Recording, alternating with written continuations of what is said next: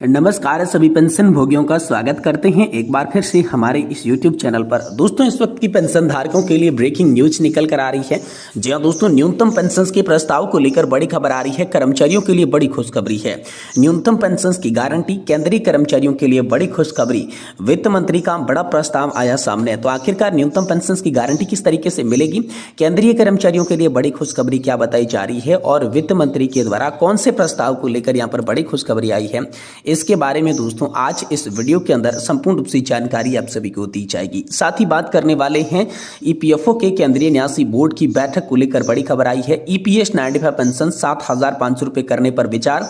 जानिए ईपीएफ ब्याज दर और नई स्कीम की और क्या बड़ा अपडेट आया है। यानी कि दोस्तों सेंट्रल बोर्ड ऑफ ट्रस्टीज की 237वीं बैठक में ऐसे कुछ निर्णय लिए गए हैं जो कि आज तक पेंशन धारकों को पता नहीं चले हैं। तो दोस्तों इस वीडियो के अंदर हम जानेंगे कि 237वीं बैठक के अंदर पेंशन धारकों के लिए कौन से महत्वपूर्ण अपडेट्स आई हैं।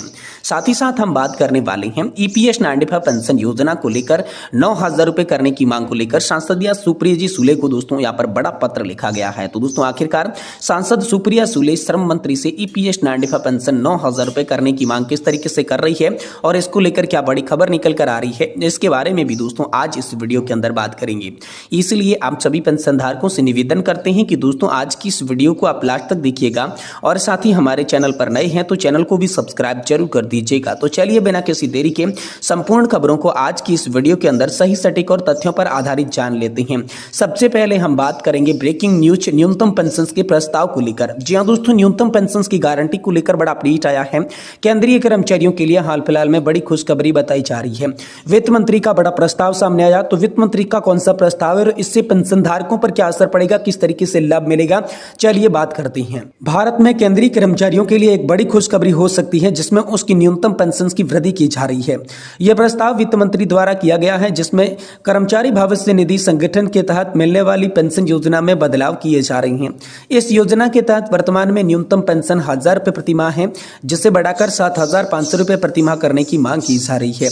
यह बदलाव महंगाई और बढ़ती हुई जीवन व्यय को देखते हुए लिया जा सकता है।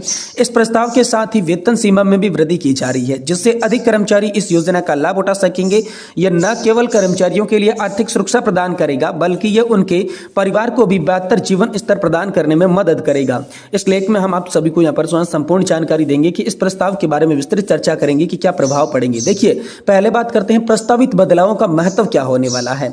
तो इस बदलाव के साथ कर्मचारी पेंशन योजना 1995 में कई महत्वपूर्ण बदलाव हो रहे हैं। इसमें न्यूनतम पेंशन में वृद्धि, वेतन सीमा में वृद्धि और महंगाई भत्ते की शुरुआत शामिल है।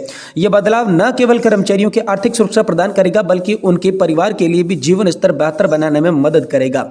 अब न्यूनतम पेंशन में वृद्धि एक आवश्यक कदम क्यों है, इसकी वर्तमान स्थिति और प्रस्तावित बदलाव के बारे में बात करते हैं। तो वर्तमान में न्यूनतम पेंशन 1,000 रुपए प्रति माह की है जो कर्मचारियों के लिए अपर्याप्त है। इसे बढ़ाकर 7,500 रुपए प्रति माह करना प्रस्ताव है जो महंगाई भत्ता और बढ़ती जीवन व्यय को देखते हुए एक आवश्यक कदम बताया जा रहा है। यह बदलाव न केवल कर्मचारियों की आर्थिक सुरक्षा प्रदान करेगा बल्कि उनके परिवार को जीवन स्तर जो है बेहतर बनाने में मदद करेगा। वहीं महंगाई भत्ता यानी कि डीए की शुरुआत को लेकर बात करें तो इसके अलावा महंगाई भत्ते की शुरुआत की जा रही है जिसमें पेंशन भोगियों के महंगाई के प्रभाव को निपटने में मदद करेगा। यह बदलाव केवल कर्मचारियों के लिए आर्थिक सुरक्षा प्रदान नहीं करेगा बल्कि यहां पर जो है जीवन स्तर भी बेहतर बनाएगा। वहीं वेतन सीमा में वृद्धि है जो कि अधिक कर्मचारियों को लाभ मिलेगा।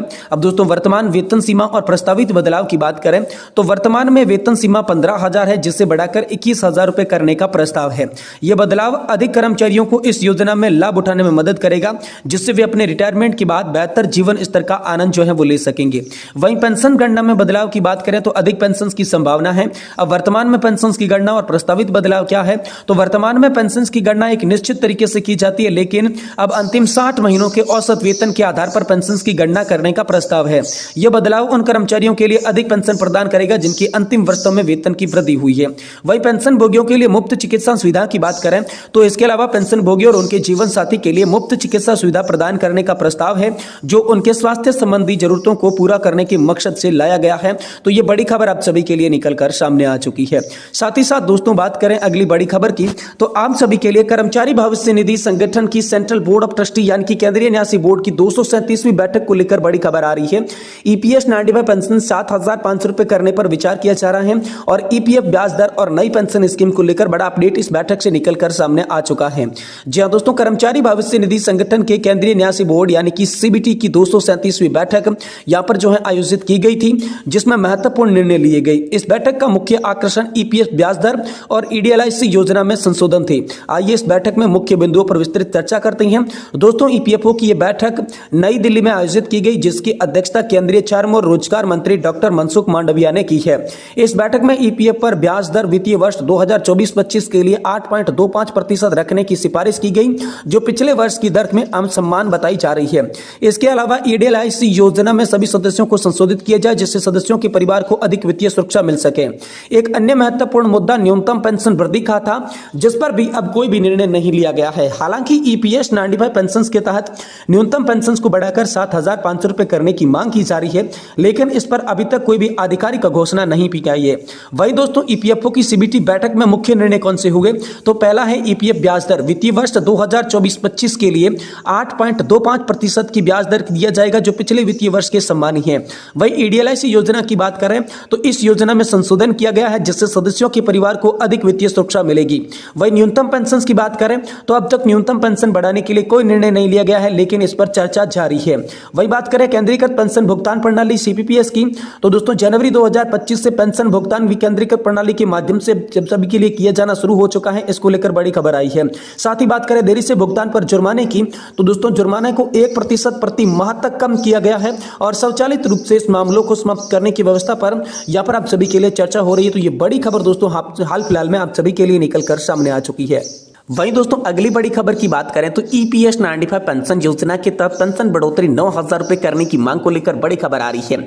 सांसद सुप्रिया सुले की श्रम मंत्री से ईपीएस 95 पेंशन 9,000 रुपए करने की मांग को लेकर बड़ा पत्र सामने आया है, जिसमें कहा गया है कि हमें उम्मीद है कि आप सरकार पर इस मामले पर शीघ्र विचार करने और ईपीएफ पेंशन भोगियों को न्याय दिलाने के लिए दबाव डालेंगे। जो कि पेंशन धारक थे, उन्होंने यहाँ पर सांसद सुप्रिया सुले जी को एक पत्र लिखा, जिसमें कहा गया कि आप संसद के अंदर हमारी ईपीएस 95 पेंशन योजनाओं की मांगों को लेकर एक मुद्दा उठाए और साथ ही यह भी कहा गया कि श्रम मंत्री को इसके बाबत में पत्र लिखें।